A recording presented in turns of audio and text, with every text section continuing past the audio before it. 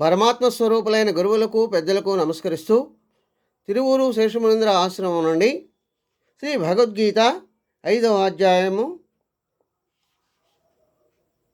10-11 శ్లోకాల గురించి విశ్లేషణ ఇచ్చుకుందాం. అవి ఏమని చెప్తున్నాయంటే,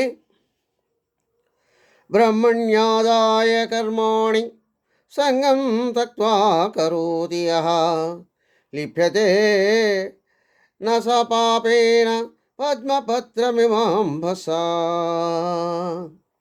కాయేన మనసా బుద్ధ్యా కేవలరేంద్రియైరపి యోగినః కర్మ కుర్వంతి సంగం త్యక్త్వా ఆత్మశుద్ధియే అని తెలియచేస్తున్నాయి.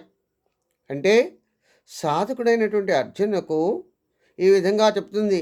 ఏ సాధకుడైతే కర్తృత్వాన్ని పరమాత్మ మీద ఉంచి ఫలాసక్తిని విడిచిపెట్టి అన్ని పనులు కూడా ఆచరిస్తూ ఉంటాడో అలాంటి వాడిని తామరాకు నీరు వలె పాపాలు అంటుకోవు అని తెలియచేస్తుంది. అదేవిధంగా కర్మయోగులు తమ యొక్క చిత్తశుద్ధి కోసము ఫలాసక్తిని, అహంకారమును, మమకారాలను వదిలిపెట్టి శరీరముతోనూ మనస్సుతోనూ బుద్ధితోనూ ఇంద్రియాలతోనూ కూడా ఆయా కర్మలను ఆచరిస్తూ ఉంటారు.